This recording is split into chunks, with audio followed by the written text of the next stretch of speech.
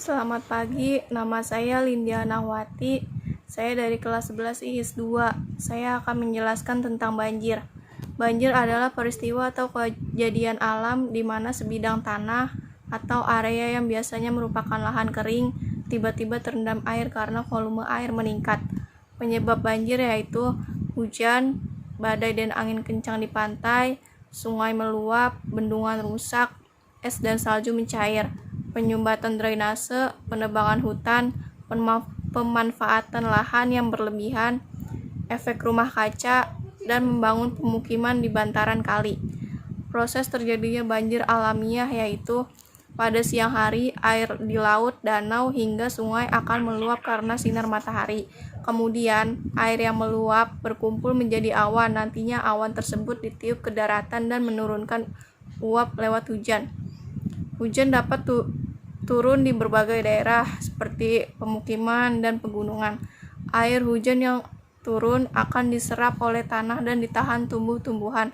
Setelah itu, tanah dengan daya serap kecil biasanya tidak mampu menahan banyak air hujan, sehingga air hujan tersebut akan mengalir ke tempat rendah dan menyebabkan terjadinya banjir.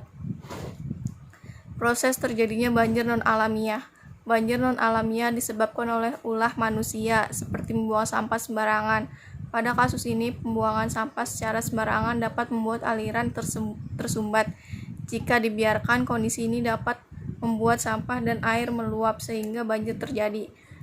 Berikut ini adalah peta persebaran banjir di Indonesia. Dataran yang diberikan warna hijau adalah tingkat ancaman yang rendah. Dataran yang diberikan warna kuning adalah tingkat ancaman yang sedang. Dataran yang diberikan warna merah adalah tingkat ancaman yang tinggi. Berikut adalah lembaga yang berperan dalam penanggulangan bencana banjir. Yang pertama ada Badan Nasional Penanggulangan Bencana. Yang kedua, Palang Merah Indonesia. Yang ketiga, Badan Penanggulangan Bencana Daerah. Yang keempat, Badan Nasional dan Pencarian Pertolongan. Berikut adalah bukti video bencana banjir yang terjadi di Indonesia, khususnya di Jakarta. Sejak Selasa pagi, ruas Jalan Raya Pondok Gede Keramat Jati Jakarta Timur menuju Bekasi maupun arah sebaliknya tertutup total akibat banjir. Ketinggian air mencapai 1 meter. Kendaraan yang ingin melintas menuju Pondok Gede dan sebaliknya dialihkan. Petugas Satpol PP dari Kecamatan Keramat Jati mengerahkan perahu karet untuk membantu warga.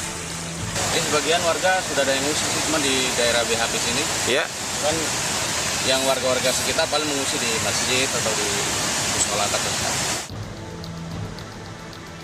Di Jakarta, jalan raya di depan kantor pos Kapten Tendian Mampang Perapatan tergenang banjir setinggi 10 hingga 15 cm. Lalu lintas dari dan menuju arah Blok M pun tersendat. Beberapa pengendara roda 2 terlihat memilih putar balik atau menaikkan kendaraan mereka ke atas gerobak untuk menerjang banjir.